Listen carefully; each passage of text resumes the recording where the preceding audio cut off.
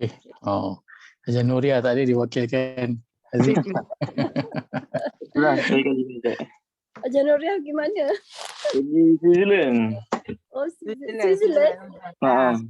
Oh, insyaAllah saya nak pergi next month. InsyaAllah. Oh, Mak masya-Allah. pergi sebulan. Haji Nuria lama berjalan tu, 45 hari kat sana tu. Ha, 45 hari. 45 hari lama tu. Oh. Dia dah kata apa? Malaysia dah habis tempat nak jalan dah. Tak adalah. Dia diminta teman apa itu? Raja Rabla punya kakak nak pergi. Minta Haji Nuria temankan. Oh gitu, baguslah. Waalaikumsalam Haji Alim. Apa khabar? Sihat ke? Selamat Hari Raya. Lewat sikit bawa balik pada masjid tadi. Sebab Isyak start Oh. ni dapat juga kan. Itulah tu. Kita saja lewatkan sikit. Okey. Sebab kita punya waktu subuh dah cepat sikit cepat. kan. Tapi waktu isyak kita macam maintain lagi Masih waktu tu kan. 33. Okey tak. 8:33. Baik, kita mula boleh insya-Allah. Baik, auzubillahi minasyaitanir rajim. Bismillahirrahmanirrahim. Alhamdulillah wahdah wassalatu wassalamu ala man la nabiyya ba'dah wa ala alihi wa sahbihi wa walah ila qiyamis sa'ah. Allahumma 'allimna ma yanfa'una wanfa'na bima 'allamtana wa zidna 'ilma. Subhanaka la 'ilma lana illa ma 'allamtana innaka antal alimul hakim. Allahumma ya muallima Ibrahim 'allimna wa ya mufahhima Sulaiman fahimna. Allahumma arina al-haqqa haqqan warzuqna ittiba'ah wa arina al-batila batilan warzuqna ijtinabah. Allahumma inna nas'aluka hubbak wa hubba man yuhibbuk wa hubba 'amalin yuqarribuna illa hubbika ya rabbal alamin. Allahumma yassir wa la tu'assir, rabbi tammim bil khair, Allahumma amin. Amma ba'd. Assalamualaikum warahmatullahi wabarakatuh. Waalaikumsalam. Alhamdulillah. Kita bertemu sekali lagi pada malam ini, alhamdulillah. Pada bulan Syawal last kita jumpa rasanya sebelum Syawal kan? Sebelum Syawal pula. Sebelum Ramadan. Sebelum Ramadan. 22 Hujung bulan 3 kalau tak salah saya. So hampir 2 bulan juga ni kan. Hampir 2 bulan. Sebentar saya nak forwardkan lagi sekali pada grup kita kau ada yang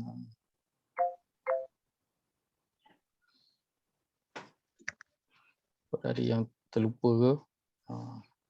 Sebentar.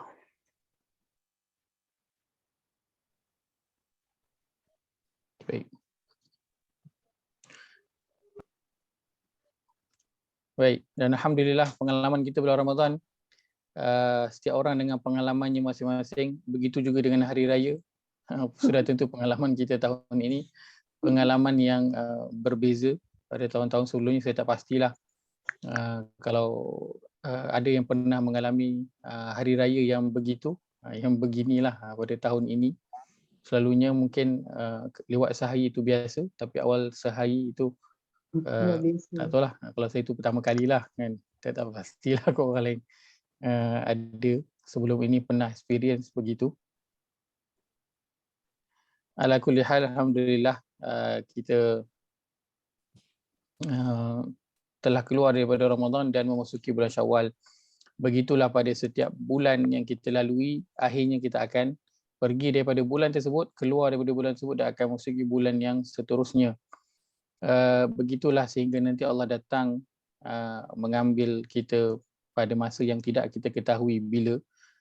Cuma kita berharap agar bila sampainya waktu kita nanti, Allah akan mengambilnya pada keadaan ataupun ketika kita berada pada waktu yang terbaik.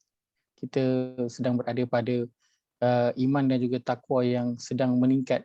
Kita mohon begitu, berharap begitulah. Walaupun mungkin dah tak berkesempatan dah kan. Nak apa? Kadang ada orang berharap kan meninggal bulan Ramadan dan ada tempat lah. So apa-apa bulan pun ya Allah akan ambil kita, apa-apa hari pun kita berdoa agar Allah ambil kita dalam keadaan iman dan takwa kita itu dalam sedang tinggi. Kerana dia ada waktu yang menurun, Kita berharap kita pergi dalam keadaan ianya sedang meningkat.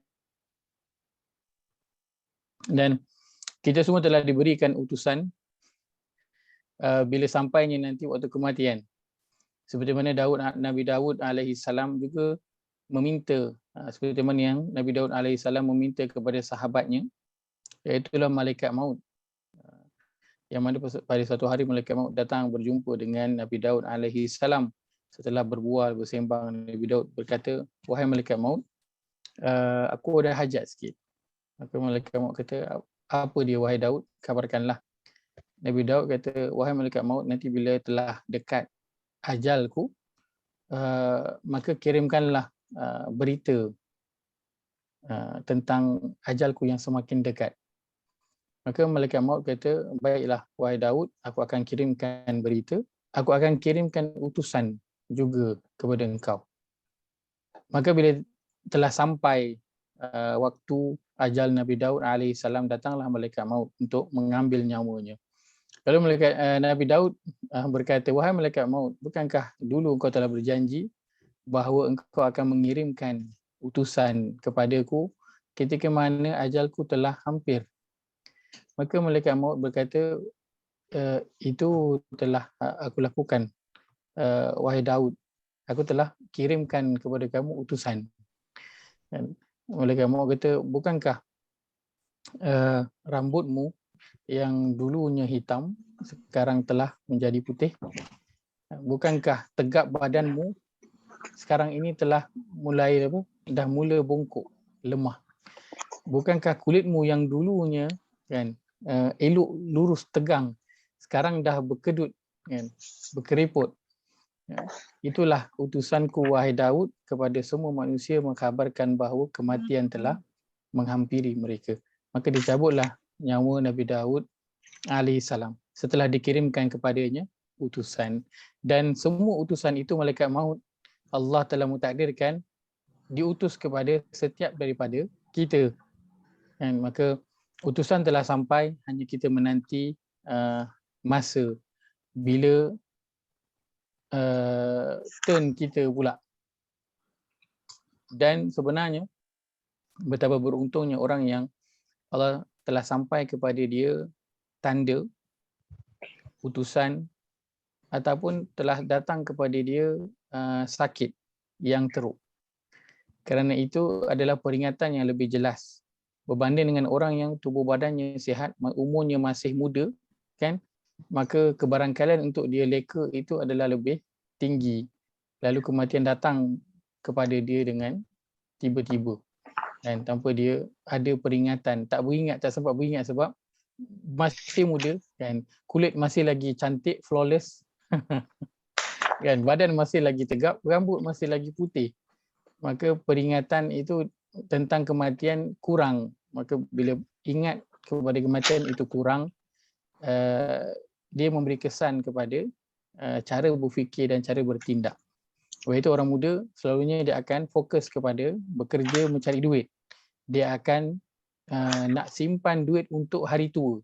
Sebab nanti dia kata dah pencen, saya nak duduk dekat surau dan juga masjid. Alhamdulillah orang yang Allah sampaikan umurnya ke umur yang usia yang tua, alhamdulillah kan. Tetapi siapa yang tak sempat nak sampai ke usia itu kan, lalu tak sempat nak buat persiapan, betapa ruginya kalau ditakdirkan kita berada pada keadaan yang sedemikian. Ini Syawal, patutnya Ustaz cerita yang ceria seronok lah Ustaz. Ini Ustaz cerita pasal kematian pula Ustaz. Tak kena lah Ustaz. Bulan-bulan Syawal je. Tak. Hanya peringatan tentang masa kan. Kerana masa Ramadan, sekarang kita berada pada masa Syawal, akan berlalu kita akan berada pada masa Zulkaidah, masa Zulhijjah, Muharram dan seterusnya. Masa dia akan terus berjalan, menandakan pengakhiran kita semakin hampir. Maka itu peringatan bersama yang kita nak ambil dengan kita masuk pada bulan Syawal ini. Juga antara perkara yang kita nak banyakkan pada bulan Syawal ini, selain daripada kita berhari raya, bergembira, dan kena bergembira, hari raya kena gembira, Tak boleh tak bergembira kan. Saya di hujung Ramadan hari tu ada program dengan sinar harian, ceritanya tentang raya kan, nak sambut raya. Hujung tu dah hujung-hujung raya dah, 2-3 hari sebelum raya. Tentang betapa orang tengah orang kata mabuk raya kan, KWSP dah keluar. Mana-mana pergi pun penuh orang shopping raya kan. Maka antara saya kongsikan ialah hari raya adalah agama suruh kita untuk bergembira, bukan untuk bersedih. Kan kadang orang kata kalau nak cerita tentang agama kan, mesti nak kena sedih-sedih lah kan. Raya ni tak boleh nak raya kan, kena biasa-biasa je kan. Tak, untuk hari raya agama suruh kita untuk bersukaria, untuk berseronok. Dia adalah hari untuk makan-makan, hari untuk kita duduk bersembang berehat bersama ahli keluarga, hari untuk berjalan-jalan.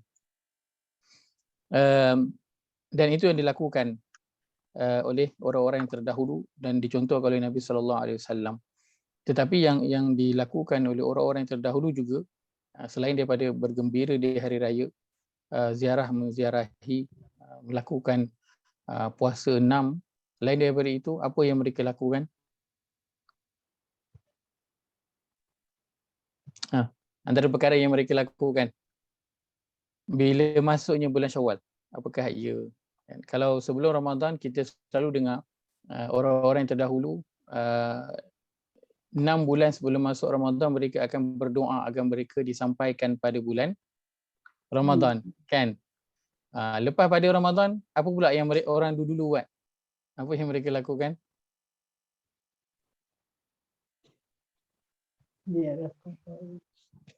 Mereka Tak habis raya. Mereka beraya. Tak habis. Mereka tak habis raya kan. Mereka tak habis raya, bergembira, ziarah, makan, puasa 6. Lain daripada itu, apa yang mereka lakukan 6 bulan ke depan? 6 bulan ke depan selepas pada Ramadan. Menunggu bulan haji, gembira menunggu bulan haji. Gembira menunggu bulan haji. Looking forward untuk bulan haji pula. Baik. InsyaAllah. Ada lagi? Doa untuk supaya Allah terima segala amalan yang telah dibuat masa bulan Ramadan. Berdoa agar Allah menerima amalan yang telah dilakukan pada bulan Ramadan. Masya-Allah. Baik, antara yang dilakukan oleh orang-orang yang terdahulu para salafus salih ialah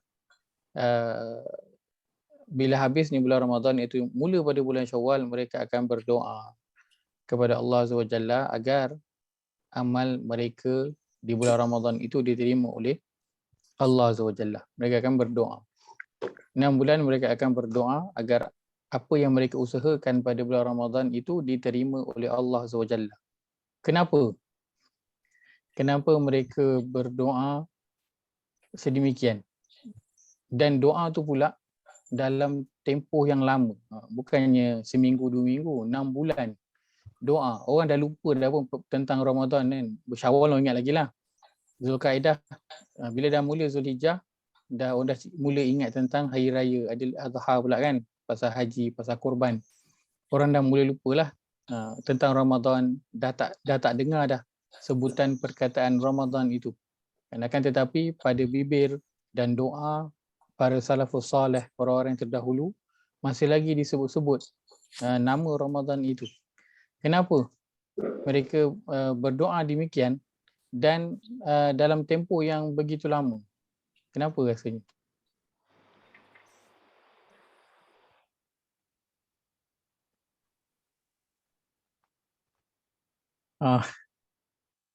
Boleh unmute. Saya buka. Rasanya kenapa mereka berdoa agar amal mereka itu diterima dan mereka berdoa pula dalam tempoh yang lama? Berdoa tu satu ibadat, Ustaz. Jadi kadang doa kita tu tak semestinya dimakbulkan pada masa itu, mengambil masa. Kita berdoa ni sentiasa berharap dan terus berharap kepada Allah. Baik, insya-Allah. Jazakillah khairah. Berdoa sebahagian daripada ibadah, maka diteruskan juga pada bulan Ramadan ini, pada bulan Syawal, kerana Ramadan kita dah penuh dengan doa kan. Siangnya kita doa, nak buka doa, malam tu doa, waktu nak bersahur kita berdoa dan beristighfar, penuh dengan doa pada bulan Ramadan. Maka bulan Syawal juga diteruskan dengan aktiviti berdoa itu, ibadah yang diteruskan. Sangat baik. Ada lain? Silakan. Saya rasa kelas kita ni minggu kedua kan. Kita belum, rasanya enjin semua dah panas dah ni. Kan? Sebab ada kuliah-kuliah yang dah mula dah. Kita punya kelas je yang mula lambat ni. Dan enjin dah panas dah sebenarnya ni. Baik. Mungkin segan-segan lagi.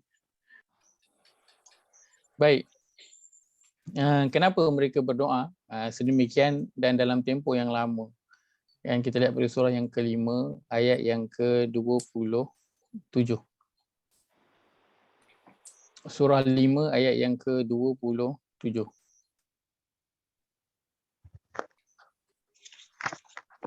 Surah Al-Ma'idah. Pada muka surat 112. Muka surat 112, surah Al-Ma'idah, surah yang ke-5 ayat yang ke-27. Baik, kita baca. Haji Yahya ada ke? Ke Haji Alim? Siapa yang ada? Ada Ustaz, saya baru masuk, minta maaf. Weh, Masya Allah, Haji Yahya ada, Masya Allah. Saya baru turun daripada flight Ustaz, baru sampai Langkawi. Allah Akbar, ni dah kat Langkawi. Ya, Saya buka puasa bukan hari dalam tu flight tadi. Haji Yahya dah ada kat Langkawi. Balik Dah, KL dah. balik ke Langkawi balik. Masya Allah. Baru sampai lah Ustaz ni. Baru sampai Ustaz, saya sampai di rumah 9.10. Saya cuba nak masuk, tak boleh, line tak macam mana tak tahu. Tu saya ajak 9.20 tadi baru boleh masuk. Masya Allah, barakallahu fiik. Masya Allah, aku penat-penat tu. Allah Akbar. Nampak macam mana Ustaz? Alhamdulillah Haji Yahya. Alhamdulillah, sana line clear. Dengar suara sangat clear. Boleh je ya? Boleh ya? Dah tarik nafas sangat? Dah. Ayat Alhamdulillah, apa tu? Alhamdulillah. Ayat 20. Ayat 27. Ayat Baik. 27 surah Al-Ma'idah. Baik. Ya. Allah berfirman, A'udzu billahi minasyaitonir rajim. A'udzubillahi minasyaitonir rajim. واتل عليهم نبأ ابني آدم بالحق إذ قربا قربانا فتقبل من أحدهما عليهم نبأ ابني آدم بالحق إذ قربا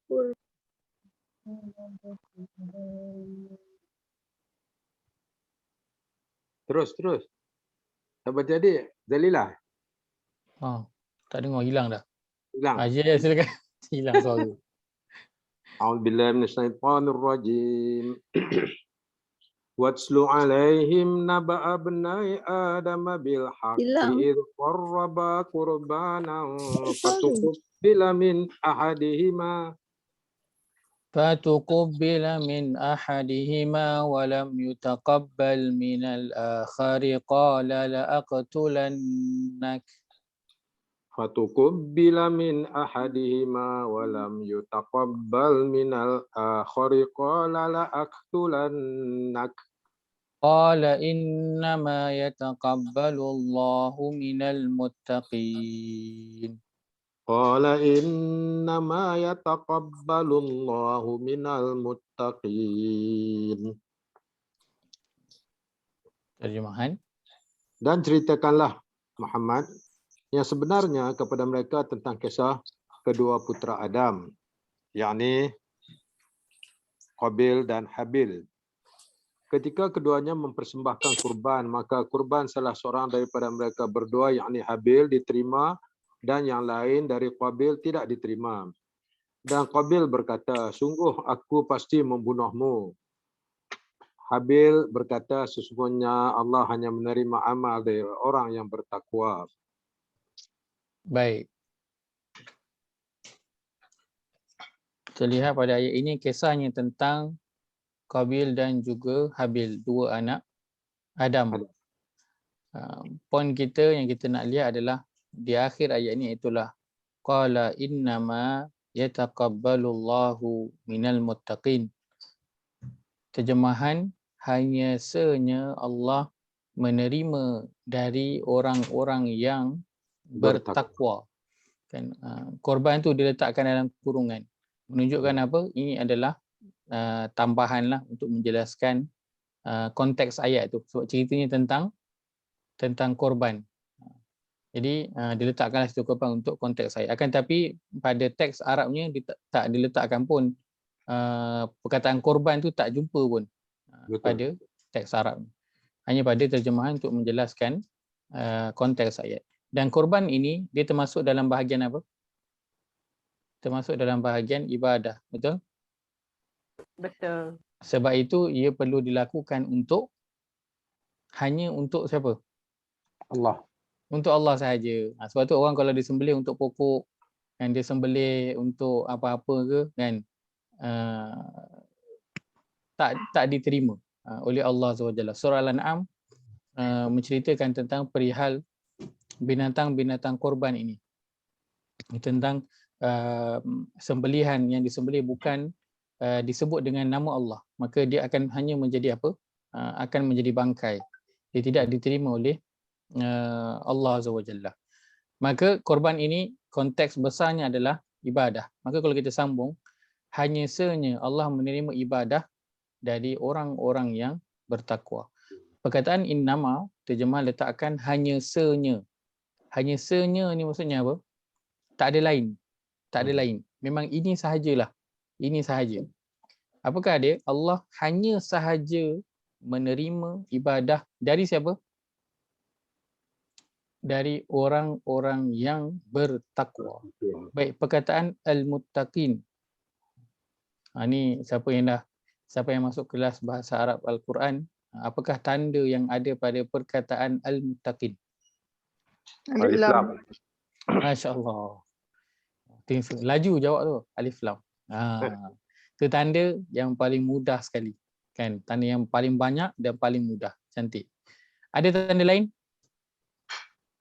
Ya nun. Di akhir perkataan. Kita ada ya nun Ya nun di akhir baris perkataan. atas di akhir perkataan.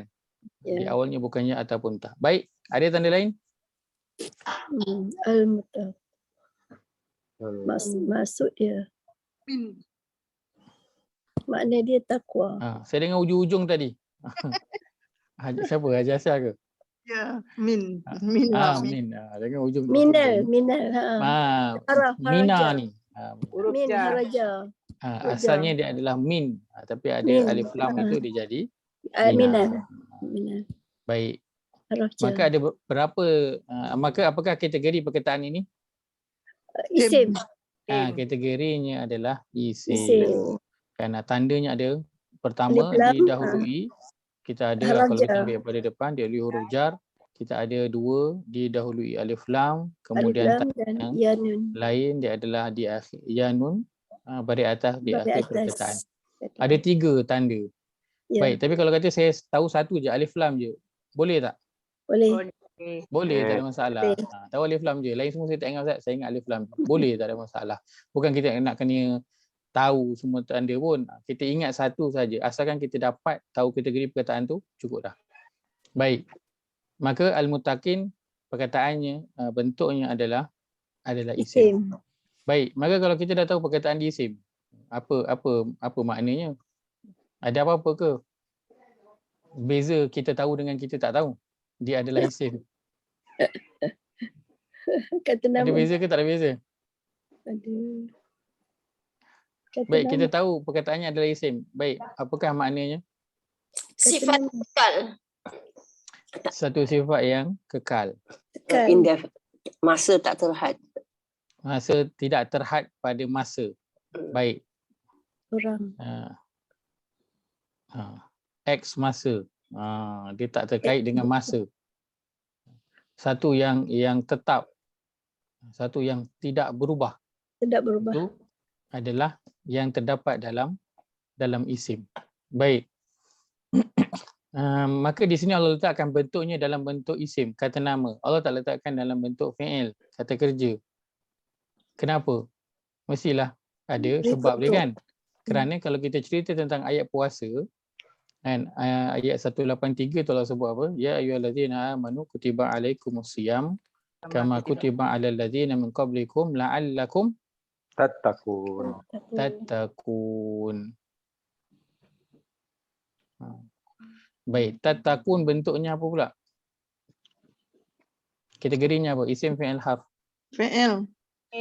Apakah tanda dia? Betul. Di awal Ta perkataan. di Awal. ta di awal. Perkataan. Waw nun. Di awal perkataan. Waw nun di akhir. Nun. Waw akhir. nun beri atas di akhir Di atas, di perkataan. akhir Masya perkataan. Allah. Masya Allah. Fi'il. Maksud dia okey lah kiranya. Kan tanda-tanda ni semua dah Ya. biasa dah.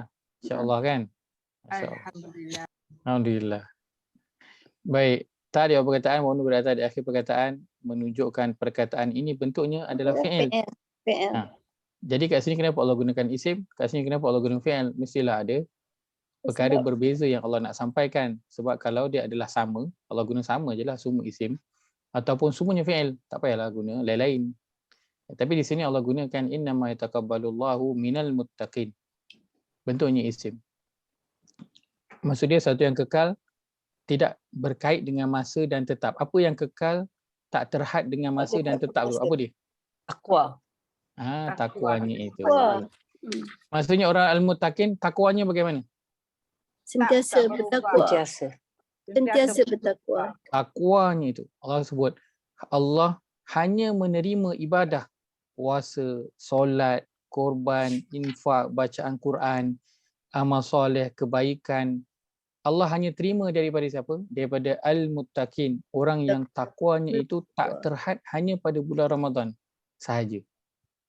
Allah hanya menerima ibadah itu daripada orang yang bertakwa yang dia lakukan itu bukan hanya pada masa dia susah. Masa senang dia lupa. Ataupun dia bukan hanya lakukan itu pada masa dia berada di Malaysia. Kat luar negara dia lupa. Dia tak terhad. Dia hanya bukan melakukan itu hanya ketika mana dia ada di depan orang. Belakang orang bila dia seorang dia tak buat. Tak. Allah hanya menerima ibadah daripada orang yang al-muttaqin dalam bentuk isim kata nama. Dan maksudnya apa? Takwanya itu tak terkait dengan masa. Ramadan, bukan Ramadan, sama. Sihat, sakit, sama.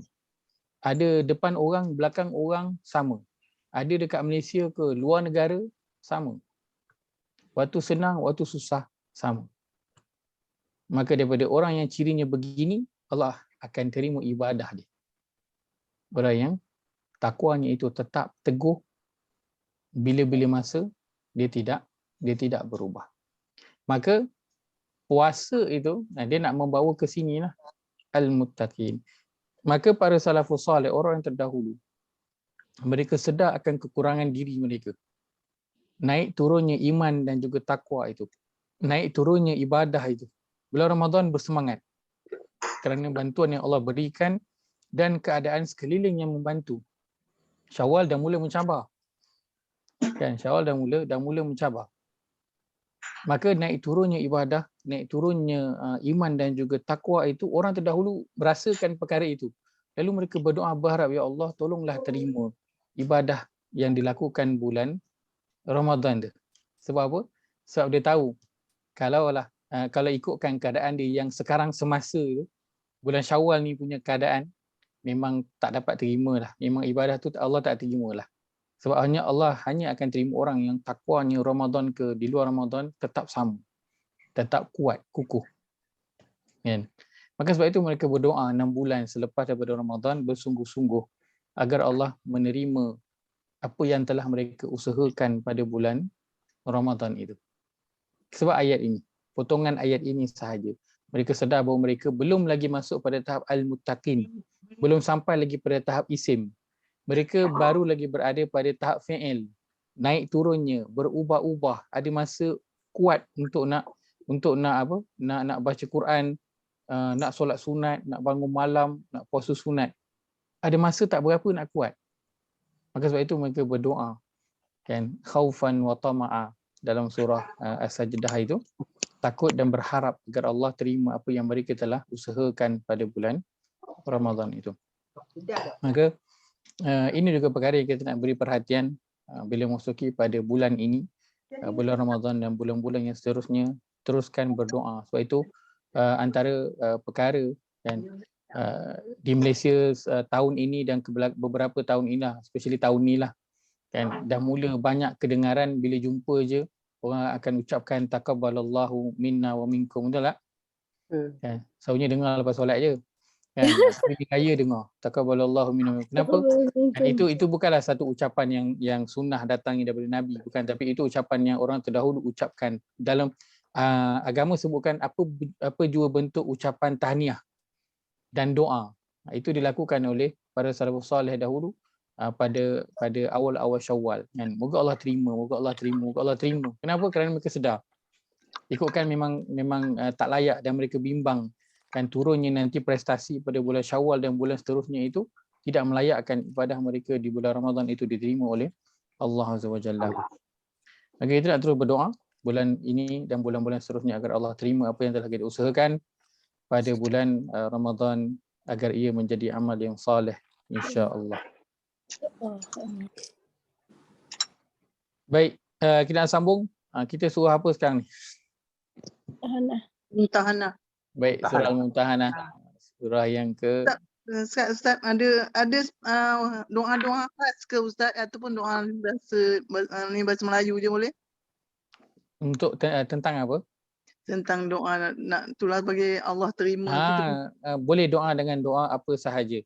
Sebab itu kalau kita antara doanya boleh gunakan doa yang Nabi Ibrahim kan, ketika mana tentang doa-doa ni banyak contohnya pada Nabi Ibrahim. Nabi Ibrahim dalam Quran doanya banyak dirakamkan kerana baginda adalah orang yang terkenal dengan rajin berdoa. Antaranya doa baginda ialah apa? Bila dia dah menaikkan asas Kaabah itu, apa dia buat? Wa idh yarfa'u Ibrahimul qawa'ida minal baiti wa Ismailu Rabbana taqabbal minna innaka antal alimul hakim. Masya-Allah. Dia doa Rabbana taqabbal minna innaka antas samiul alim. Pada ayat yang ke-127. Kan? Para nabi pun berdoa agar amal mereka itu diterima. Lepas beramal terus doa, mudah-mudahan Allah terima. Terus berdoa, mudah-mudahan Allah terima. Boleh gunakan lafaz ini, Rabbana taqabbal minna innaka antas samiul alim. Rabbana taqabbal minna innaka antas samiul alim. Boleh perbanyakkan doa ini di setiap penghujung doa kita. Kita bila berdoa tu hujung-hujung selitkan doa ni. Bila kita Ustaz, dia surah apa Ustaz? Surah Al-Baqarah, surah yang kedua, ayat 127, muka surat 20. Muka surat 20. Muka surat yang ke-20. Doa Nabi Ibrahim setelah dia melakukan ibadah. Dia bukan melakukan ibadah, melakukan kerja. Apa kerja yang dia kena buat? Dia kena meninggikan binaan asas Kaabah. So itu kerja. Kan tak mestinya lepas solat, lepas puasa, lepas baca Quran je nak doa agar Allah terima, tak. Kan lepas kita kalau kerja rider tu kan, lepas hantar makanan doa. Kan Grab driver lepas hantar orang doa. Sebab agar Allah jadikan semua itu adalah sebagai amal yang soleh. Simple sajalah pada Rabbana taqabbal minna. Kalau kita ingat tu je pun cukup dah.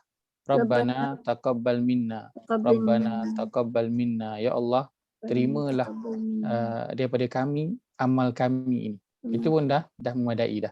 Kalau kita tak sempat, tak ada nak ingat innaka antas samiul alim kan. Sebab banyak belakang tu innaka anta, Allah apa pula bawah ni innaka anta tawwabur rahim. Ayat 128 yang ayat 1 antas samiul alim. Kan takut kita keliru mana satu. Boleh je Rabbana taqabbal minna. Tak ingat Arab dia.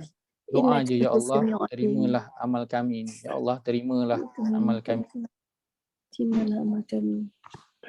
Ini yang dicontohkan oleh Nabi Ibrahim AS, Nabi Muhammad SAW dan juga para sahabat serta para salafus soleh, orang-orang yang terdahulu. Mereka berdoa setelah melakukan apa pun pekerjaan dan juga ibadah agar diterima oleh Allah Azza wa Jalla, kerana mereka menyedari bahawa Allah hanya menerima ibadah itu daripada orang yang al-muttaqin, orang yang bertakwa, yang takwanya dalam bentuk isim sahaja.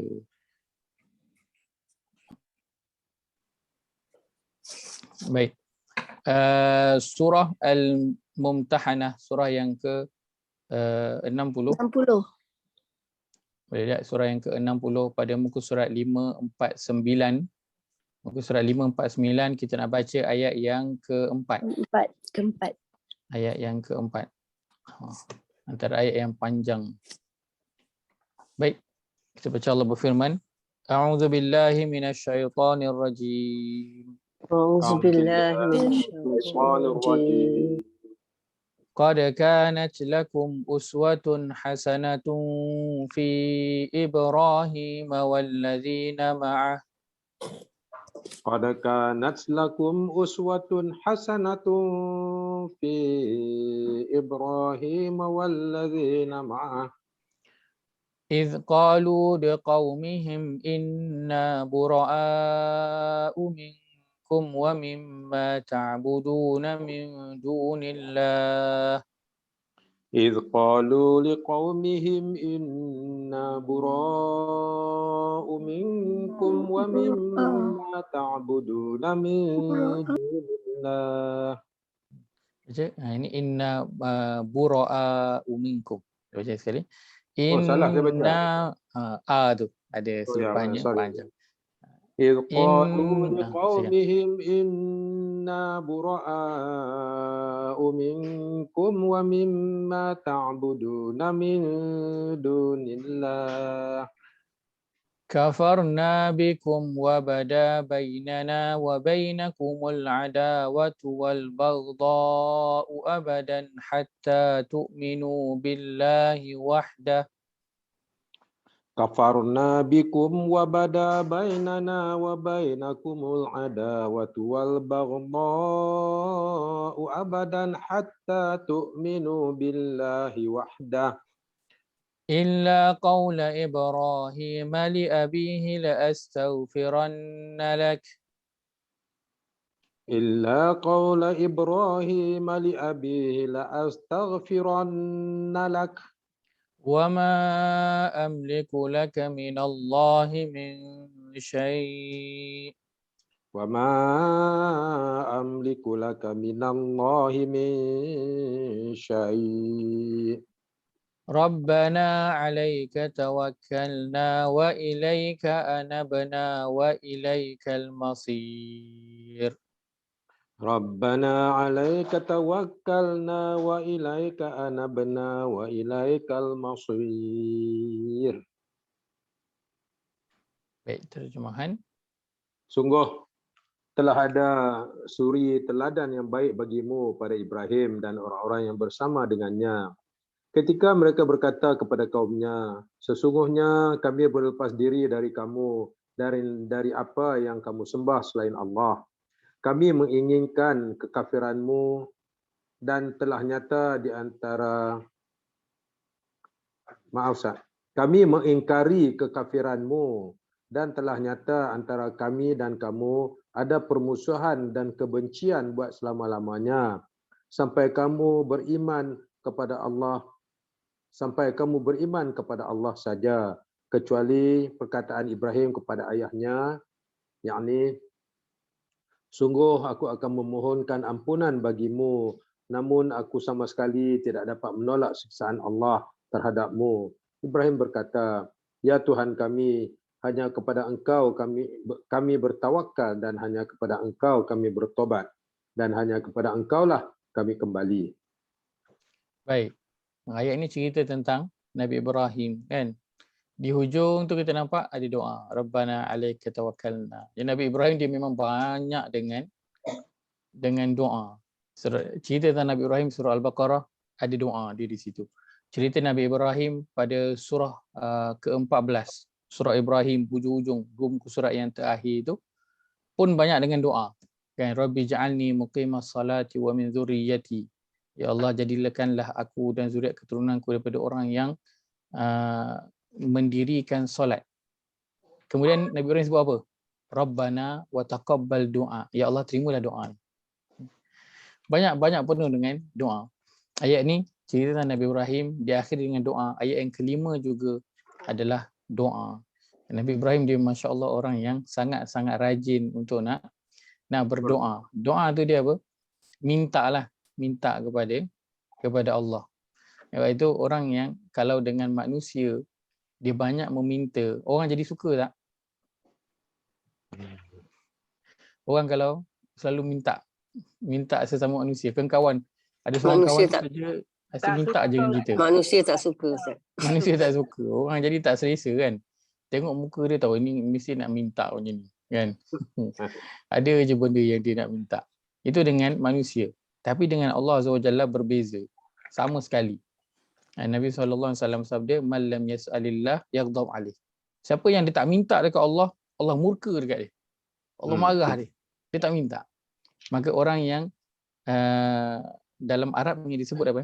Dalam Arabnya disebut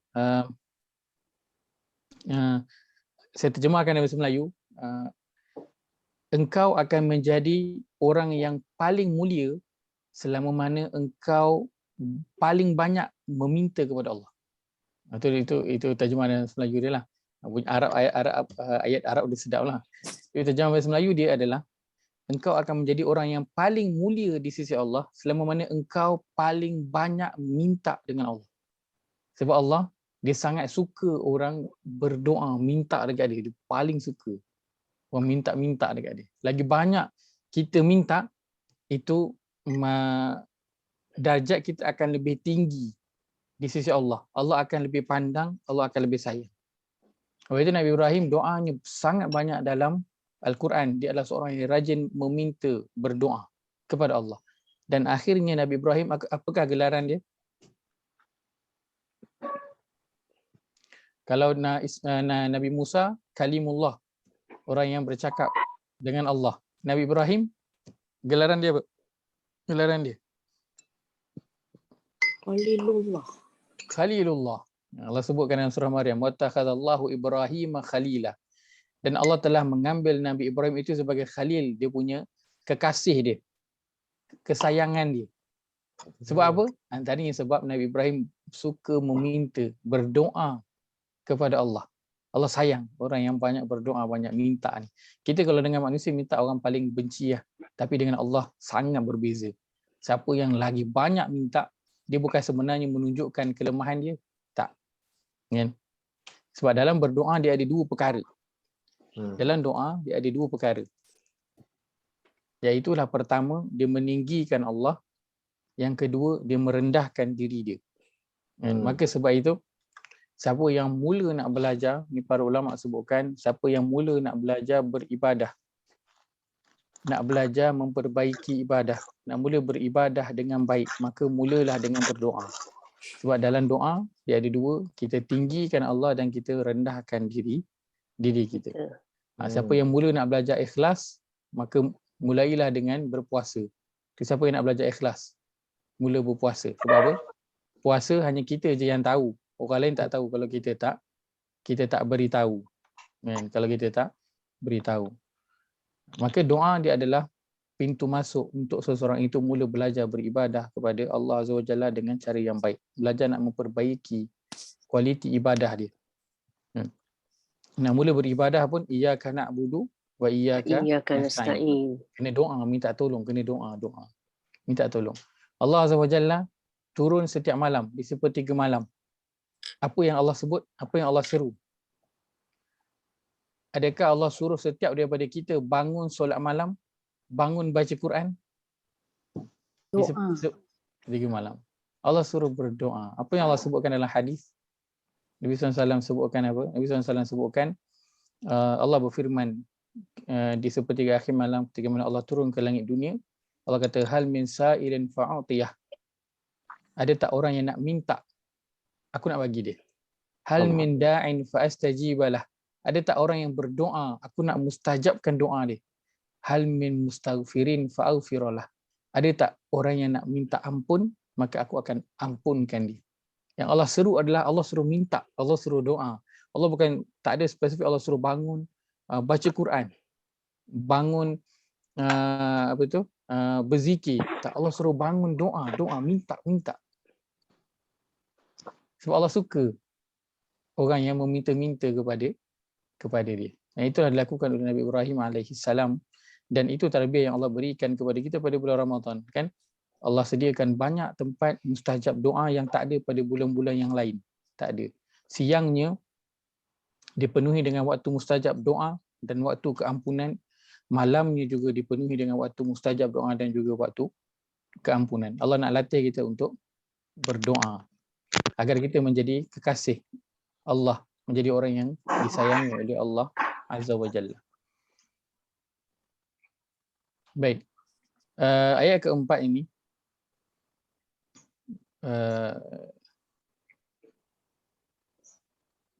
kita lalu setelah melepasi ayat yang ketiga, iaitulah bercerita tentang harta dan juga kaum kerabat yang tidak akan bermanfaat kepada seseorang itu nanti pada hari akhirat. Tidak akan bermanfaat harta dan juga kaum kerabat. Maka sesiapa yang nanti dia ingin bertemu kembali dengan ahli keluarganya di syurga, dia perlu berusaha sekarang di dunia. Kalau tak berusaha ataupun diusahakan, maka nanti dia tidak akan memberi manfaat dan juga tidak akan dapat berjumpa lagi dengan ahli keluarga di akhirat kelak. Maka siapa yang nak bertemu semula dengan kaum kerabat dia nanti di akhirat, dia perlu berusaha untuk sama-sama beriman kepada Allah Azza wa Jalla. Baik. Dan ayat ketiga itu Allah akhiri dengan wallahu bima ta'maluna basir, dan Allah terhadap apa yang kamu lakukan itu dia Maha melihat. Konteks ayat ini ada kaitan dengan ayat yang pertama dan juga ayat yang kedua, iaitu cerita tentang siapa? Asbabun nuzul, sebab turunnya ayat ataupun surah ini, tentang kisah Hatib bin Abi Balta'ah. Masih ingat? Yang dia nak mengutus surat ke Mekah itu kan, akhirnya diketahui oleh Nabi SAW melalui wahyu dari Allah Azza wa Jalla. Maka Allah kata Allah bima ta'maluna basir, Allah terhadap apa yang kamu lakukan itu Allah Maha melihat. Maka info rahsia yang Hatib bin Abi Balta'ah nak sampaikan kepada penduduk Mekah itu Allah melihat ni. Ketika mana dia berjumpa dengan wanita itu, menitipkan surat untuk disampaikan kepada ahli keluarganya di Mekah. Maka begitu juga dengan apa larangan Allah yang kita lakukan. Apa pun bentuk kesalahan yang kita lakukan di belakang mata manusia, itu Allah bima ta'maluna basir. Allah Maha melihat apa yang kita lakukan. Ini tarbiyah yang besar daripada bulan Ramadan, betul tak? Kerana bulan Ramadan boleh je kan kita di siang hari tu nak minum. Kan kita kadang seorang je kat rumah ataupun seorang je duduk dalam bilik, ambil wuduk tu seorang-seorang je dalam toilet. Boleh je. Tapi kenapa kita tak minum? Kerana kita Beriman kepada Allah. Beriman kepada Allah Azza wa Jalla. Kita takut kepada Allah. Kita tahu Allah melihat. Kita tahu Allah bima ta'maluna basir, terhadap apa yang kamu lakukan itu Allah melihat. Sebab tu kita tak minum pada bulan Ramadan itu. Itu tarbiyah besar bulan Ramadan, membawa kepada keimanan kita kepada Allah, bahawa Allah itu Maha melihat terhadap apa pun yang kita lakukan, termasuk apabila seseorang itu melanggar larangan yang Allah telah gariskan. Baik. Kemudian pada ayat yang keempat ini secara umum, kita lihat pada umum penceritaan ayat yang keempat ini, dia bercerita tentang Allah bawakan tentang seorang manusia, iaitu Nabi Ibrahim alaihissalam serta walladzina ma'ah, orang-orang yang bersama dengan dia, kaum dia. Kan? Nabi Ibrahim ni ada ke kaum? Sebab kita tahu Nabi Ibrahim ini pun bukannya orang yang ada pengikut, kan, ataupun pengikut yang ramai. Sebab ketika mana Nabi Ibrahim berhijrah pun, yang ada dengan yang pengikut dia berapa orang waktu Nabi Ibrahim berhijrah daripada Iraq nak pergi ke Syam, ke belah-belah Palestin itu, berapa orang pengikut Nabi Ibrahim? Rasa-rasanya berapa orang setelah diberdakwah lama? Pengikut Nabi Ibrahim hanya 2 orang je. Yang pertama ialah isteri dia. Mana satu isteri dia? Sarah ke Hajar? Mana satu? Hajar. Hajar. Betul. Bukan Sarah.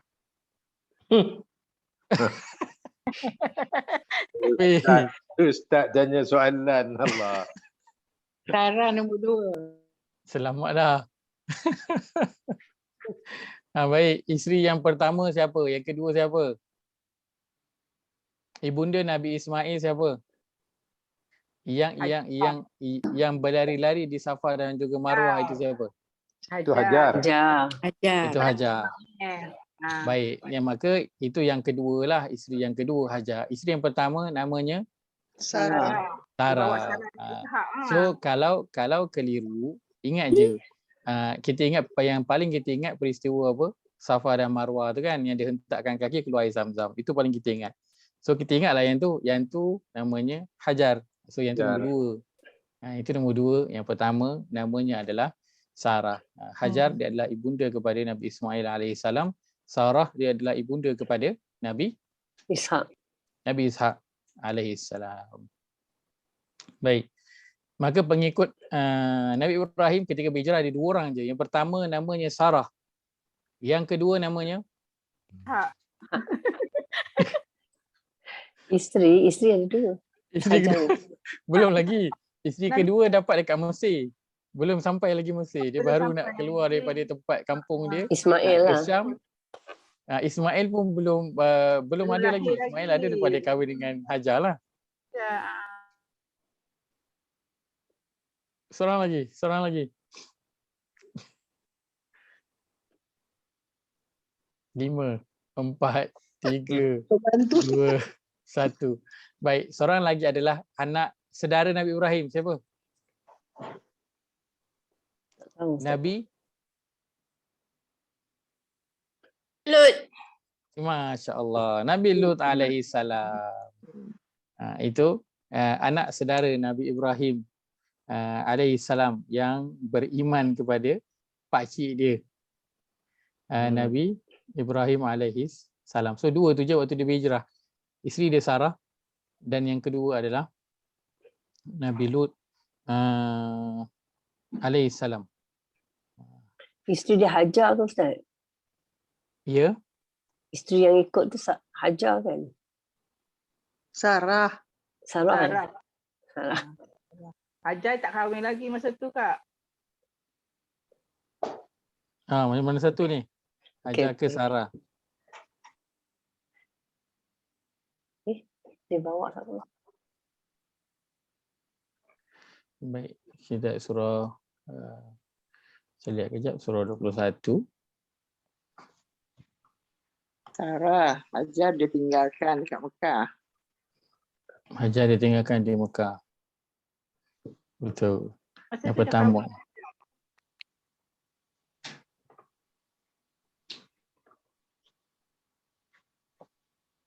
Baik. Okey. Masa dia hijrah ya daripada Iraq ke Syam. Baik. Okey. So cerita dia Nabi Ibrahim berhijrah daripada tempat dia dikatakan di Haran di belah-belah Iraq. Dia nak pergi ke Syam, heading ke Palestin. Kemudian dia lalu di Mesir.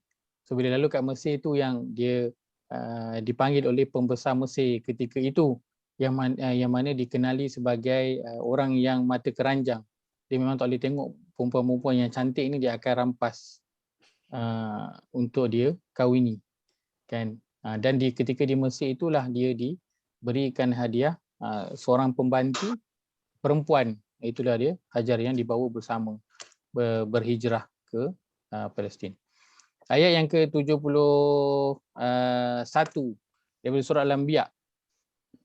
Surah ke-21 ayat yang ke-71.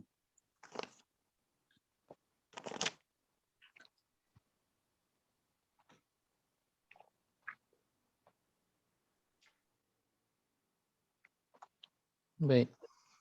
327 Ustaz. 327. Ini saya bacakan saja. Allahu subhanahu wa ta'ala wa lutan wa najainahu wa lutan ila al-ardil lati barakna fiha lil alamin. Dan kami selamatkan dia dan Nabi Lut ke negeri yang kami limpahkan berkat padanya untuk umat manusia. So waktu dia berhijrah itu, setelah dia dibakar dalam api, yang ikut dia berhijrah isteri dia dan juga Nabi Lut alaihissalam yang ikut dia sekali berhijrah. So itulah dia pengikut Nabi Ibrahim alaihissalam waktu dia berhijrah daripada kampung dia, setelah dia berdakwah dengan pelbagai cara. Antaranya dengan cara apa? Dengan cara dia pecahkan berhala-berhala dan dia tinggalkan berhala yang paling besar, kan? Sebelum itu dia berhujah dengan ayah dia dan juga kaum dia agar beriman kepada Allah SWT, yang mana sebelum itu penduduk dia, kan, penduduk kampung dia itu ada yang menyembah matahari, ada yang menyembah bulan, ada yang menyembah bintang. Yang mana ketika Nabi Ibrahim mencari-cari Tuhan dia itu, dia pergi carilah Tuhan yang penduduk kampung dia, masyarakat setempat itu sembah. Dan jadi ada yang sembah bintang. Maka Nabi Ibrahim kata, okeylah, aku rasa ini Tuhan. Tapi bila siang bulan bintang tu hilang, dia kata, ish, Tuhan kalau hilang macam mana pula ni kan? Siapa yang nak bimbing aku? Kemudian timbul pula bulan. Dia nampak, oh inilah Tuhan, sebab dia lagi besar, lagi nampak, lagi gah daripada bintang tadi. Kemudian bila hari terang bulan hilang, dia kata tak bolehlah macam ni. Kalau Tuhan tak bagi petunjuk kepada aku dan hilang, Tuhan tu pun hilang, maka aku pun akan samalah hilang, tak tahu arah ke mana. Terbitnya matahari, dia kata masya-Allah, ini lagi hebat, haza akbar, ini lagi besar. Kan? Akan tapi falamma afalat, bila matahari itu juga pun harinya terbenam, Nabi Ibrahim kata apa? Aku berlepas diri daripada apa yang kamu semua sembah. Maka Nabi Ibrahim dia melalui zaman dia dengan penduduk kampungnya itu, dia mencari Tuhan. Dia nak mengenal Tuhan. Dan kisah tentang itu Allah sebutkan dalam surah Al-An'am, surah yang ke-6 ayat 137. Surah ke-6 ayat ke-137 bermula pada ayat 76 hingga ayat yang ke-79. 76 hingga ayat yang ke-79. Kita pernah lihat pada ayat ini. Saya bacakan terjemahannya sahaja pada ayat yang ke-76. Jaya boleh bacakan Jaya?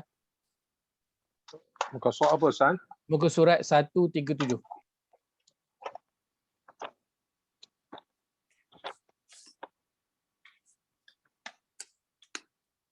InsyaAllah, San. Ayat 76 hingga ayat yang ke-79. Baik, ayat 76. Ketika malam telah menjadi gelap, Ibrahim melihat sebuah bintang, iaitu lalu dia berkata, inilah Tuhanku. Maka ketika bintang itu terbenam, dia berkata, aku tidak suka kepada yang terbenam. Ayat 77. Lalu ketika ia melihat bulan terbit, dia berkata, inilah Tuhanku. Tetapi ketika bulan itu terbenam, dia berkata, sungguh jika Tuhanku tidak memberi petunjuk kepadaku, pastilah aku termasuk orang-orang yang sesat. Ayat 78. Kemudian ketika dia melihat matahari terbit, dia berkata, inilah Tuhanku, ini lebih besar. Tetapi ketika matahari terbenam, dia berkata, wahai kaumku, sungguh aku berlepas diri dari apa yang kamu persekutukan. 79. Aku hadapkan wajahku kepada Allah yang menciptakan langit dan bumi dengan penuh kepasrahan mengikuti agama yang benar, dan aku bukanlah termasuk orang-orang musyrik. Tak dengar suara, Ustaz? Maaf. Daripada perkataan Nabi Ibrahim ini jugalah akhirnya kita ulang-ulang bacanya di dalam solat kita. Itulah setelah Nabi Ibrahim mencari Tuhannya, kan? Dia bersama dengan kaumnya, dia melihat kaumnya itu menyembah apa. Maka begitulah kita ini dalam kehidupan, keadaan sekeliling kita ini dia membentuk diri kita. Dia akan memberi kesan kepada diri kita, kan? Bagaimana kita membesar di sekeliling kita itu memainkan peranan yang sangat besar. Pengaruh ibu bapa, pengaruh kawan-kawan memainkan peranan yang sangat besar. Dia sekarang pengaruh atuk dan juga nenek juga memainkan peranan yang besar dalam kehidupan seseorang. Maka Nabi Ibrahim dengan kaumnya itu menyembah bintang, menyembah bulan, menyembah matahari. Dan selepas itu menyembah berhala. Maka Nabi Ibrahim ketika mencari Tuhan, dia pergi mencari apa kebiasaan yang telah dilakukan dalam masyarakat dia ketika itu. Dan itulah kebiasaannya. Kan tetapi Allah kurniakan kepada Nabi Ibrahim ini kemampuan untuk nak berfikir. Nak fikir tentang logik. Tak mungkin semua benda-benda ini adalah Tuhan. Dia tak mampu nak melakukan apa-apa. Maka Nabi Ibrahim terus mencari dan mencari Tuhan dalam kehidupan dia itu. Dan setelah dia berjumpa dengan Tuhan, dengan kebenarannya itu, lalu apa yang dia lakukan? Nabi Ibrahim tidak simpan kebenaran yang dia tahu pada diri dia sendiri. Dia mula berdakwah kepada kaum dia. Itu pada ayat yang ke-80 di sini kalau kita lihat, wahajahu qaumu. Dia kata apa? Dan ia dibantah oleh kaumnya. Patutkah kamu membantahku mengenai Allah padahal sesungguhnya ia telah memberi hidayah petunjuk kepadaku. Setelah Nabi Ibrahim dia menyatakan bahawa aku menghadapkan wajahku hanya kepada satu Tuhan sahaja yang menciptakan langit dan juga bumi. Bukan benda-benda yang kamu sembah ini. Maka kaum dia tak membantah, dia tak setuju. Sebab apa? Mereka dah menyembah berhala dan juga benda-benda lain ini dah lama. Maka kalau Nabi Ibrahim kata apa yang mereka buat ini salah, maka sudah tentu apa yang datuk nenek moyang mereka buat juga salah. Maka orang susah nak terima benda tu. Betul tak? Sebab dah diamalkan lama. Kata, takkan datuk nenek kita dah buat pada dulu. Salah lah kiranya, tak mungkin.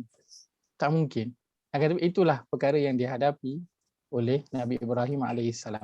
Ketika dia menyatakan bahawa dia nak hanya menghadapkan wajah dia kepada Tuhan, pencipta langit dan juga bumi. Dan dia tidak akan mensyirikkan Tuhan itu dengan sesuatu apa. Maka kaumnya tidak bersetuju, membantah dia, berhujah dengan dia. Kerana ini adalah kebiasaan yang telah ada dalam masyarakat berkurun lama. Maka tidak mungkin salah.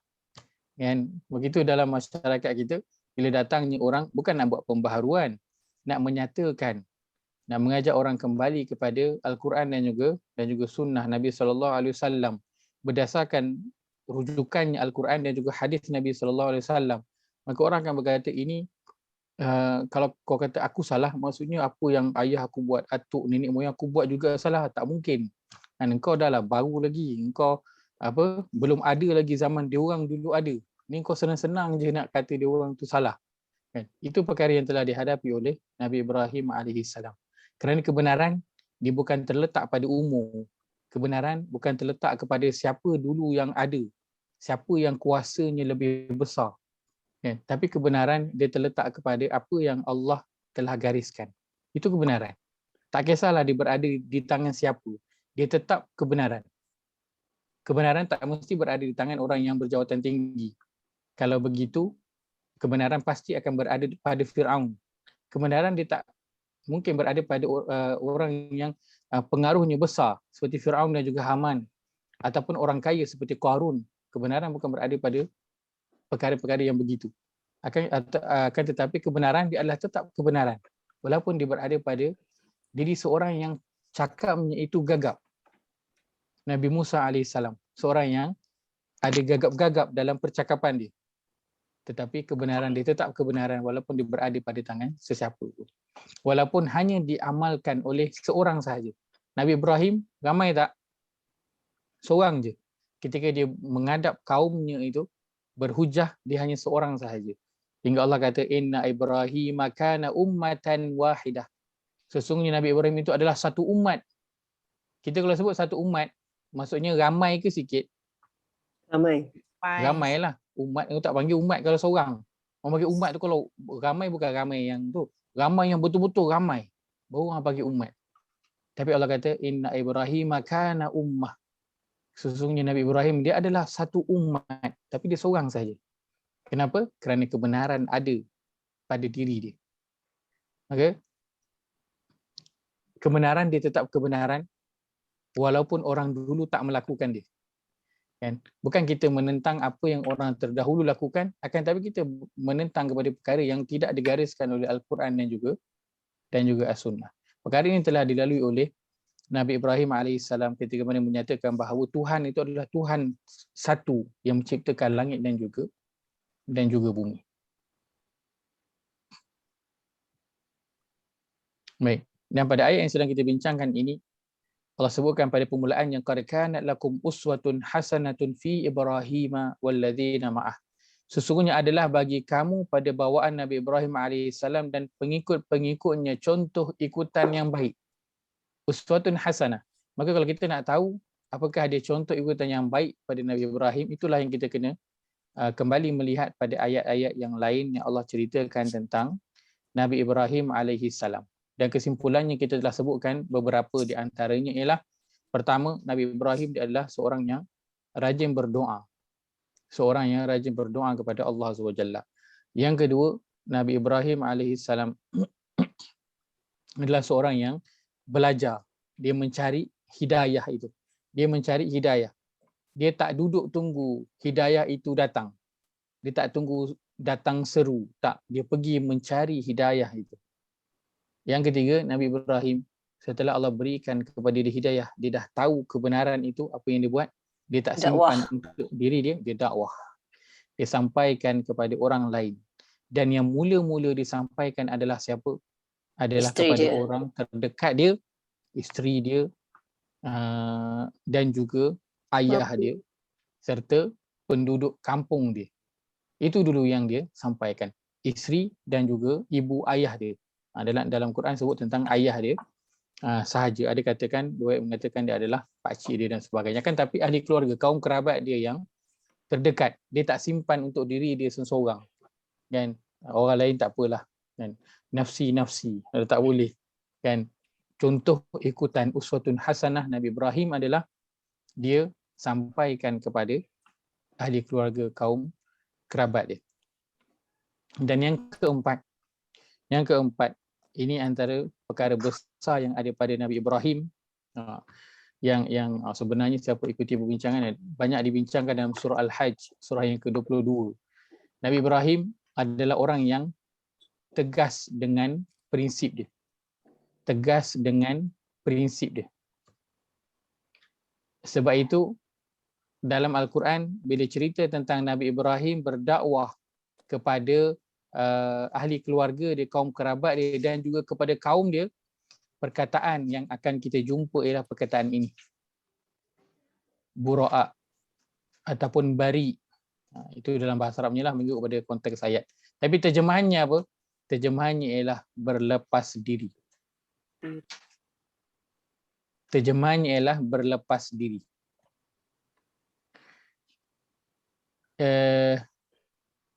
Kalau kita lihat pada surah Maryam,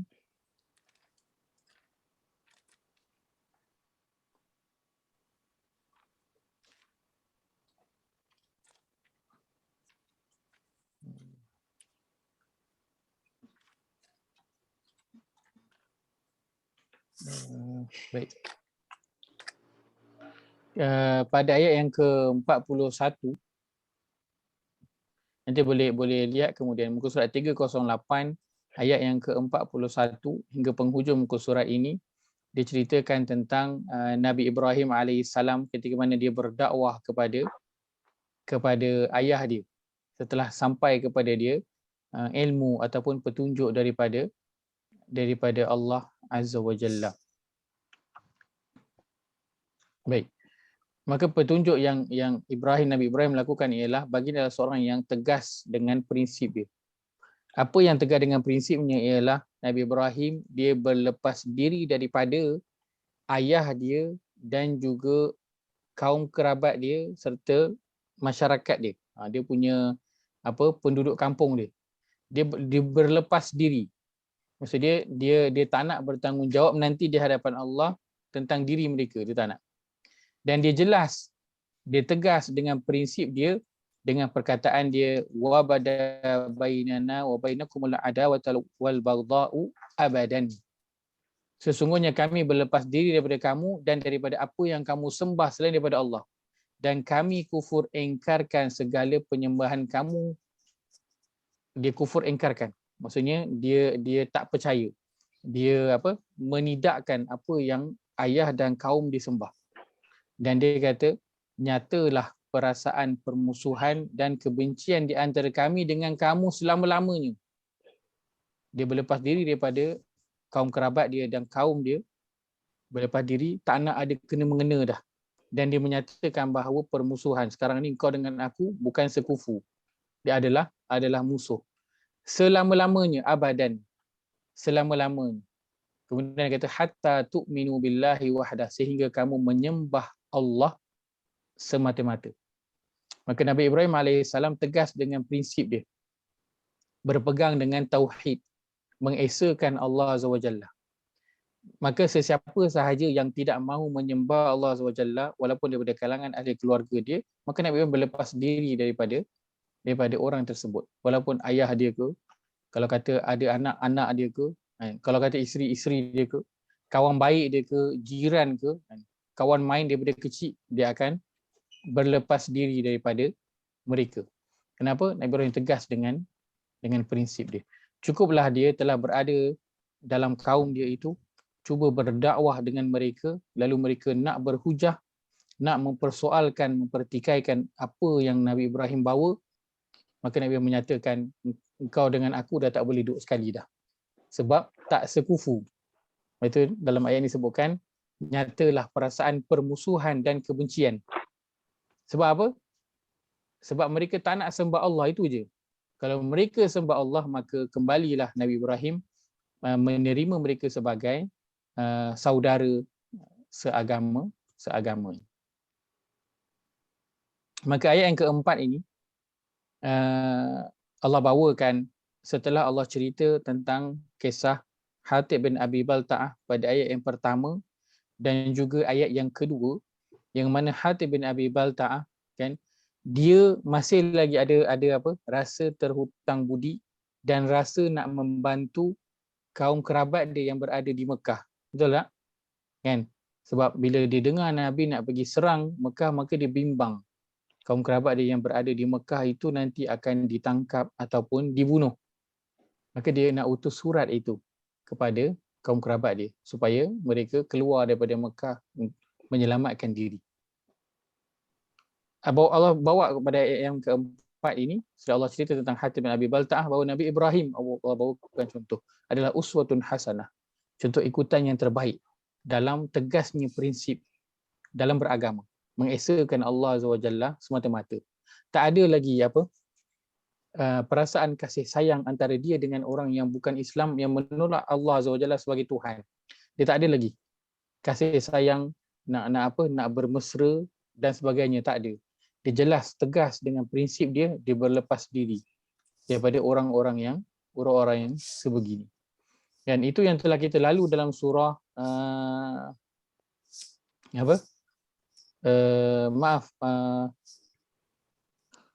surah Al-Mumtahanah juga, ayat yang pertama itu, ketika mana Allah melarang agar mengambil musuh Allah sebagai orang yang terdekat ataupun kawan, sebagai kawan rapat. Baik. Itu cerita umum berkaitan dengan ayat ini, yang kisahnya tentang Nabi Ibrahim dan orang-orang yang bersama dengannya, yang Allah jelaskan mereka itu tegas dengan prinsip mereka, tak berganjak walaupun apa pun yang datang, walaupun dengan siapa. Kan, walaupun dengan orang yang ada jawatan ke, tak ada jawatan ke, dengan kaum kerabat, saudara mara, tegas dengan prinsip. Tegas dengan prinsip. Kadang-kadang kita dengan ahli keluarga kadang lemah sikit kan, dari sudut nak tegas bila sampai perihal agama ni. Bila sampai perihal solat, bila sampai perihal aurat ke contohnya kan, kita nak bertegas tu kita jadi segan sikit dengan saudara mara tu kan. Maka Nabi Ibrahim apa saja yang berkaitan dengan Allah SWT, dia tegas dengan prinsip itu. Apa yang Allah suruh, apa yang Allah larang, dia jelas dan dia tegas, berpegang teguh dengan prinsip tersebut dengan sesiapa pun ketika berada di mana-mana. Allah mulakan ayat keempat ini dengan Allah kata, qad kanat lakum uswatun hasanah. Kalau kita lihat pada perkataan, kita ambil uswatun hasanah. Ini biasa kita dengar perkataan ni.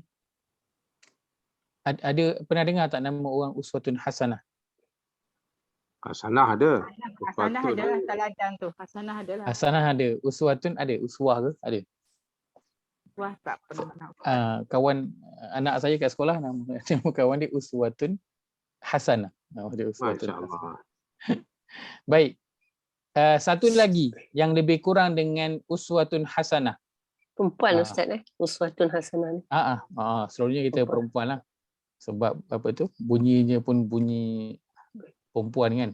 Satu lagi perkataan yang biasa kita dengar. Biasa tak dengar perkataan qudwah. Tak Qudwah. pernah. Tak biasa dengar perkataan qudwah. Mana pula Tamar Putah ni pergi? Tak jumpa. Pergi beraya Ustaz. Itu dia. Lama tinggalkan keyboard lupa. Saya tak tampal yang Jawi punya. Haji Yahya dia bagi dulu yang Jawi. Untuk keyboard, saya letak dekat depan ni je. Sebab saya nak biasakan hafal. Udahnya lupa. Lama tak pegang keyboard, lupa dah. Okey. Jumpa dah akhirnya. Baik, dalam Arab kita ada satu namanya uswah. Satu lagi nama dia qudwah. Qudwah. Sebentar saja dalam Quran ada tak digunakan perkataan qudwah. Oh tak ada. Dalam Arab tak ada guna qudwah. Baik. Dalam Quran gunakan uswah. Tapi dalam bahasa Arab ada satu lagi perkataan namanya qudwah juga. Kalau terjemahan bahasa Melayu biasa, terjemahannya adalah sama, contoh ikutan juga. Uswatun hasanah, contoh ikutan. Saya padam yang hasanah ni kerana hasanah terjemahannya adalah baik. Contoh dua-dua maknanya adalah contoh ikutan juga, uswah dan juga qudwah. Baik. Tapi kenapa dalam Quran Allah gunakan uswah, Allah tak gunakan qudwah? Mesti ada sebab. Baik. Uswah itu adalah ikutan pada keseluruhan diri seseorang. Ikutan pada keseluruhan diri seseorang. Berbeza dengan qudwah. Qudwah adalah ikutan pada satu aspek diri seseorang.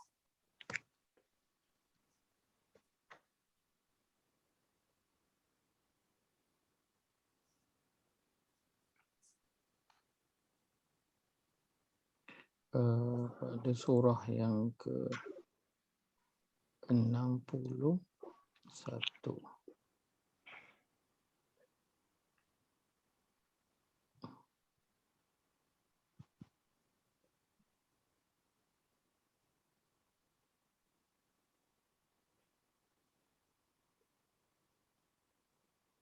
Baik.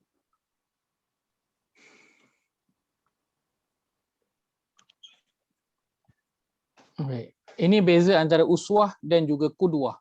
Dan sebab itu dalam Quran Allah hanya gunakan perkataan uswah, Allah tak gunakan qudwah.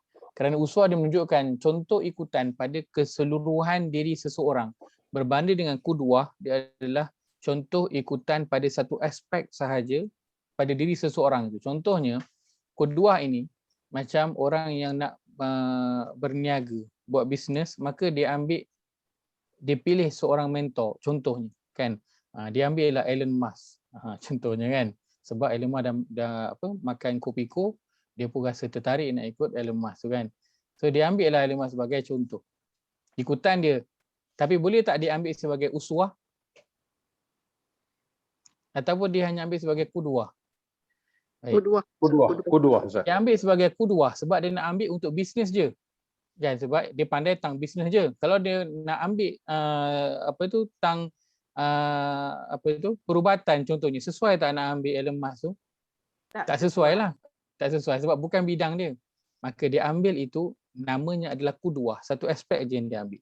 Dia nak ambil pada seorang ini, contohnya kan, pada diri Tun Mahathir Mohamad contohnya. Dia nak ambil aspek apa? Aspek dia rajin membaca. So itu namanya qudwah, satu aspek je. Akan tetapi Allah namakan Nabi Ibrahim ini uswah. Maksudnya apa pun, sudut apa pun, kita boleh ambil contohnya daripada Nabi Ibrahim. Kita sebagai seorang ayah nak ikut Nabi Ibrahim, boleh. Sebagai seorang anak, boleh. Sebagai seorang pasangan, boleh. Sebagai seorang hamba, lagi boleh. Sebagai seorang yang ada dalam masyarakat, boleh. Sebagai anak muda, boleh. Sebab Nabi Ibrahim kisahnya dalam Quran Allah ceritakan sejak zaman dia muda. Boleh. Maka setiap aspek Nabi Ibrahim itu boleh diikuti, semuanya. So Allah gunakan perkataan uswah. Diikutan pada keseluruhan diri seseorang itu. Boleh ikut. Dan begitu juga bila Allah bercerita tentang Nabi Muhammad SAW, betul tak? Allah guna perkataan apa? Uswah. Allah guna perkataan uswah juga. Allah tak guna perkataan qudwah. Allah gunakan sama perkataan uswah pada surah yang ke-33 ayat yang ke-21. Muka surat 420. Muka surat 420 surah Al-Ahzab surah yang ke-33 ayat yang ke-21. Saya bacakan saja firman Allah A'udzu billahi minasyaitonir rajim. Laqad kana lakum fi Rasulillahi uswatun hasanah liman kana yarjullaha wal yawmal akhir wa dzakarallaha katsira. Sesungguhnya adalah pada bagi kamu pada diri Rasulullah itu contoh ikutan yang baik. Allah gunakan uswatun hasanah. Allah tak gunakan qudwah hasanah. Maka Nabi Muhammad SAW contoh ikutan yang boleh diikuti dari setiap aspek diri dia, setiap keseluruhan boleh ikut. Keseluruhan boleh ikut. Lepas itu Nabi SAW hebatnya baginda, cerita luar rumah dan cerita dalam rumah semua kita tahu. Betul tak? Cerita dalam rumah, cerita dalam bilik, semua kita tahu. Dan semuanya baik. Masya-Allah, boleh jadikan ikutan. Kita mungkin kalau saya lah kan kata panggil ustaz kan, panggil ustaz. Mungkin orang nak ikut tu sebagai qudwah aje kan. Sebagai qudwah pun tak layak sebenarnya. Kalau orang tengok pun baiknya tu mungkin depan matalah, belakang dalam rumah boleh tentu lagi. Kan, boleh tentu lagi dalam rumah baik macam dekat luar rumah. Tapi Nabi itu uswah. Dia bukan qudwah. Keseluruhan dari Nabi SAW itu dia boleh diikuti dan patut diikuti. Sebab itu Allah utus Nabi Muhammad SAW untuk diikuti. Maka Nabi Ibrahim AS baginda adalah uswah. Baginda bukan qudwah. Baik. Maka kalau kita tengok dalam big picture, qudwah itu dia berada di bawah uswah. Boleh faham? Qudwah dia berada di bawah uswah. Betul. Faham. Boleh faham Maksudnya semua qudwah dia akan menjadi satu uswah yang besar. Dia akan menjadi satu uswah yang besar. Kalau kita letakkan kat sini kan. Ini namanya uswah. Dia besar.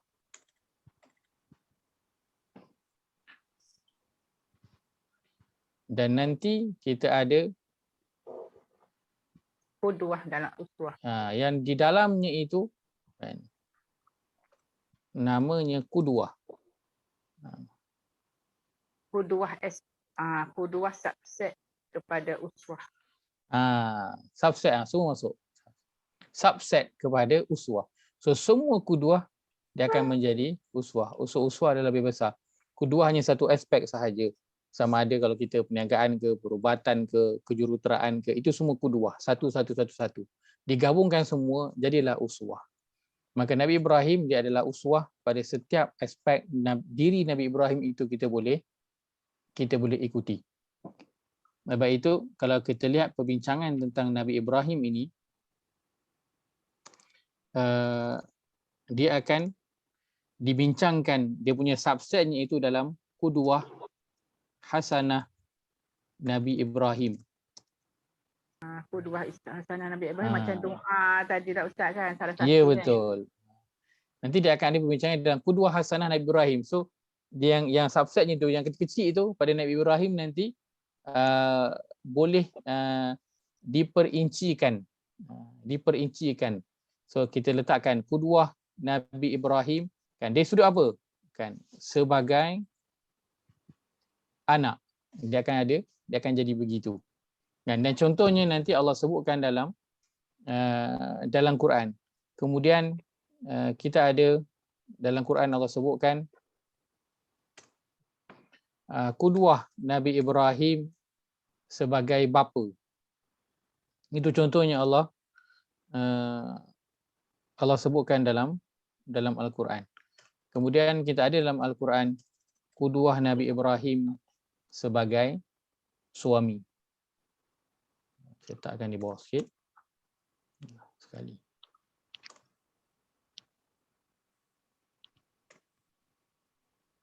Kemudian kita ada qudwah sebagai ahli masyarakat. Kemudian umumnya kita ada qudwah sebagai saudara Muslim. Dan akhirnya kita ada qudwah sebagai hamba. Maka ini semua Allah sebutkan, Allah ceritakan tentang Nabi Ibrahim AS di dalam Al-Quran. Kesemua qudwah ini, aspek-aspek ikutan yang baik ini ada pada diri Nabi Ibrahim AS yang kesemuanya Allah ada sebutkan di dalam Al-Quran. InsyaAllah kita akan sambung bincangan kita tentang ayat ini pada sesi yang akan datang. InsyaAllah secara umumnya ayat yang keempat ini ceritanya tentang Nabi Ibrahim. Kenapa Allah bawakan cerita tentang Nabi Ibrahim nun jauh ke belakang? Kerana Allah nak highlightkan, Allah nak bagi contoh tentang apa yang dilakukan oleh Hatib bin Abi Balta'ah pada ayat yang pertama dan juga ayat yang kedua surah ini, surah Al-Mumtahanah ini, yang mana apa yang dilakukan oleh Nabi Ibrahim itu contoh ikutan. Yang mana kalau orang belajar tentang Nabi Ibrahim ini, maka orang tidak akan melakukan seperti mana yang dilakukan oleh Hatib bin Abi Balta'ah. Baik, kita sekat itu. Kita akan sambung pada minggu hadapan insya-Allah.